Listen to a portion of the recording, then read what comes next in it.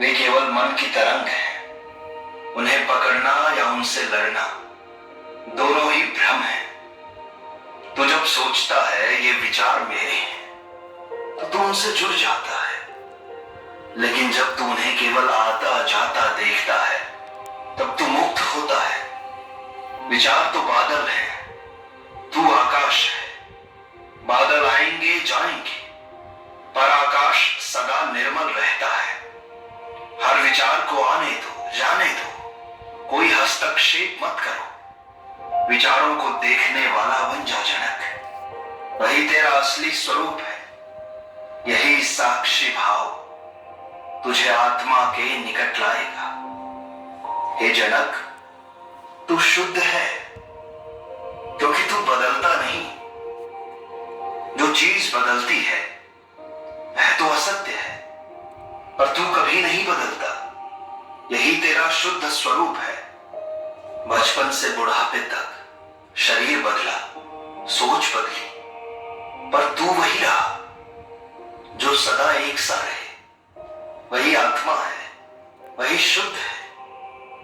तू यदि अपने बदलते रूपों में उलझा रहेगा तो तू सच्चा मैं नहीं जान पाएगा। अपने स्थिर अस्तित्व में ठहरना ही शुद्धता का अनुभव है। जब तू बदलते मन से हटकर स्वयं को देखता है तो तू शुद्ध हो जाता है। तेरी शुद्धता तुझसे कोई छीन नहीं सकता, केवल तू उसे भूल सकता है। उस शुद्ध मैं में ठहरना ही ध्यान है। आत्मा को कुछ नहीं करना होता जनक, आत्मा बस साक्षी होती है, वह कुछ भी करती नहीं है। सारा खेल मन और इंद्रियों का है। आत्मा तो बस देख रही होती है। जब तू मैं कर रहा हूं ऐसा कहता है तब तू अहंकार से भर जाता है। अहंकार ही बंधन का कारण है। यही कर्म का जाल है। जो कुछ हो रहा है उसे होने दे। तू केवल साक्षी बन। जैसे सूर्य केवल प्रकाश देता है पर हस्तक्षेप नहीं करता, वैसे ही आत्मा केवल चेतना देती है पर कर्म में नहीं बंधती। तू अगर आत्मा को पहचान ले तो तू स्वतः निष्क्रिय रहते हुए भी पूर्ण हो जाएगा। यही निष्क्रियता ही परम शक्ति है। राजा जनक को अष्टावक्र मुनि आगे समझाते हैं कि जनक, ये जो संसार दिख रहा है तू इससे परे है। तू यह जगत नहीं है, ना इसके रूप रंग संबंध कुछ नहीं। ये सब बाहर घटने वाले दृश्य हैं। तू तो उनका दर्शक है। जब तू खुद को संसार का हिस्सा मानता है तब तू डर, मोह और दुख में फंसता है। पर जब तू जान लेता है कि तू न तो इसका कारण है न भाग है तो तू उसके पार हो जाता है, सहज, शांत और मुक्त।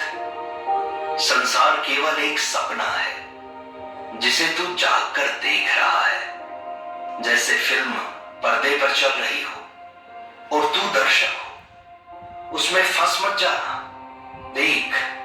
देखता रहे और मुक्त हो जा जनक। यही देखना ही विवेक है।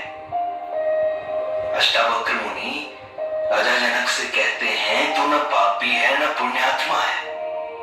मन कहेगा मैंने गलत किया या मैं अच्छा हूं, पर आत्मा में न पाप है न पुण्य।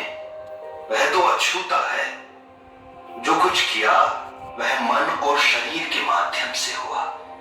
जैसे सूर्य की किरणें कीचड़ पर पड़े तो भी सूर्य गंदा नहीं होता, वैसे ही आत्मा सब अनुभवों के बावजूद निर्दोष बनी रहती है। यदि तू खुद को कर्मों से बांधता है तो तू अपने दिव्य स्वरूप को खोता है।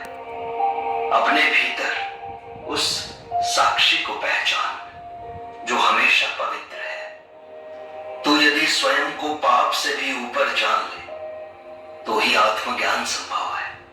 तू वही है शुद्ध,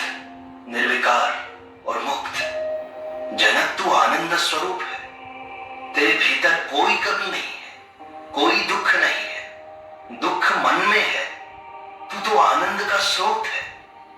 आत्मा का स्वभाव ही सच्चित आनंद है। अगर तू बाहर सुख ढूंढेगा तो हर बार हार जाएगा, हर बार हार जाएगा। पर यदि तू भीतर उतरेगा तो अनंत रस मिलेगा। जैसे समुद्र को एक लहर छू नहीं सकती, वैसे ही बाहरी दुख तुझे प्रभावित नहीं कर सकते। तू भीतर टिक जा, जहां कोई आकांक्षा नहीं। वही सच्चा आनंद है।